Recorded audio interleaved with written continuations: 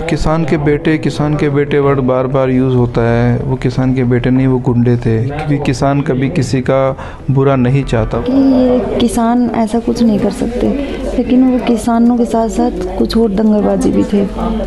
उन्होंने ही ये सब कुछ किया है, क्योंकि किसान ऐसा नहीं कर सकता। किसान को भी पता, किसान के बच्चे यहाँ आए हुए हैं। इसके अंदर ये नहीं लग रहा था कि वो किसान है, क्योंकि हमारे साथ जो नौकरी कर रहे हैं और हमारे साथ जो पैरामिलिट्री फोर्सेस में हैं वो सारे किसान के बच्चे हैं। और किसान कभी अपने भाइयों पर कभी इस तरीके से वार नहीं करता जैसे कि कल वार हो रहे थे। दोस्तों, 26 जनवरी को लाल किले में जो हिंसा हुई थी, उस हिंसा को लेकर अब दिल्ली पुलिस के घायल सिपाहियों ने कुछ कहा है। उनका एक इंटरव्यू सामने आया है। जो वहां पर मौजूद थे उस वक्त में सिपाही, जब किसान वहां पर पहुंचे थे और हिंसा हुई थी, तो उस हिंसा में तकरीबन 300 से 400 पुलिस ऑफिसर दिल्ली के घायल हुए हैं। तो उनमें से 3 सिपाहियों का इंटरव्यू सामने आया है। क्या कुछ कहा है उन्होंने उस हिंसा को लेकर, वही रिपोर्ट हम आपके सामने रखने वाले हैं। लेकिन इससे पहले आपको एक और इन्फॉर्मेशन दे देते हैं। कल हमने आपको बताया था कि हरियाणा की खट्टर सरकार ने 17 जिलों में इंटरनेट सेवा को बंद कर दिया था आज शाम 5 बजे तक, लेकिन इसको अब बढ़ा दिया गया है, 31 जनवरी कर दिया गया है। इसके अलावा आज गृह मंत्रालय ने भी आदेश दिया कि जहां जहां किसान बैठे हैं, जिस बॉर्डर पर, उस बॉर्डर पर इंटरनेट सेवा को बंद कर दिया जाए।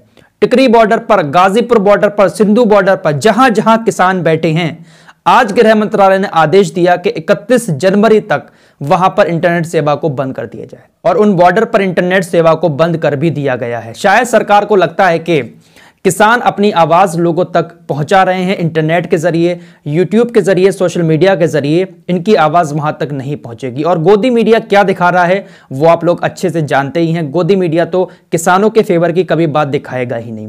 तो फिलहाल इंटरनेट वहां पर बंद कर दिया गया है गृह मंत्रालय के आदेश पर, और अब 31 जनवरी तक वहां पर इंटरनेट बंद रहेगा। अब आपको लिए चलते हैं दिल्ली पुलिस के घायल सिपाहियों के इंटरव्यू की तरफ। द क्विंट यूट्यूब पर भी ये चैनल है और इनकी वेबसाइट भी है। उन्होंने अपनी वेबसाइट पर भी छापा है और उनका बाकायदा हॉस्पिटल में जाकर इंटरव्यू भी किया। उनका इंटरव्यू यूट्यूब पर भी मौजूद है। द क्विंट से मैंने कुछ क्लिप जो शुरू में दिखाई थी वो द क्विंट की ही इंटरव्यू की क्लिप थी, और उनकी वेबसाइट पर क्या कुछ छपा था वही मैं आपको बताता हूं। इन्होंने छापा के मैंने इंटरव्यू देखा पूरा, इन्होंने वेबसाइट पर भी यही बात लिखी है। जो 3 सिपाहियों को इन्होंने इंटरव्यू लिया, उन्होंने कहा कि जिस तरीके से लाल किले में पुलिस के ऊपर हमला हुआ, ऐसा हमला किसान कभी नहीं कर सकते। वो किसान हो ही नहीं सकते, क्योंकि जो पुलिस ऑफिसर हैं, जो आर्मी में हैं, वो किसानों के ही ज्यादातर बेटे हैं, किसानों के बाप हैं, किसानों के बेटे हैं। तो कभी भी किसान अपने बाप और बेटे पर हमला नहीं करेगा। इन लोगों ने इंटरव्यू के दौरान कहा कि लाल किले के अंदर बहुत सारे ट्रैक्टर आकर रुक जाते हैं और ये लोग वहां पर नारेबाजी करने लगते हैं, लेकिन उपद्रव उस वक्त तक कोई भी नहीं मचा रहा था।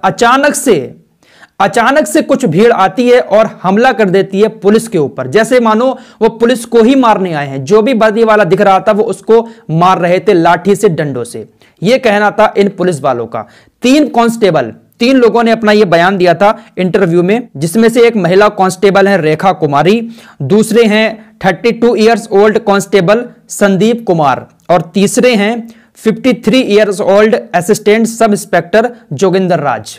इन तीनों ने इंटरव्यू दिया द क्विंट को, उन्होंने अपनी वेबसाइट पर भी छापा है। तो ये बड़ी बात दिल्ली पुलिस के घायल सिपाहियों की तरफ से की गई है। उन्होंने कहा कि एकदम से भीड़ आती है और हमला कर देती है। आखिर ये भीड़ कौन थी जिन्होंने दिल्ली पुलिस के ऊपर लाठी डंडे बरसाए? फिलहाल कहा तो यही जा रहा है खबरों में गोदी मीडिया की तरफ से कि किसानों ने दिल्ली पुलिस के जवानों को मार मार कर घायल कर दिया, ये कर दिया, वो कर दिया।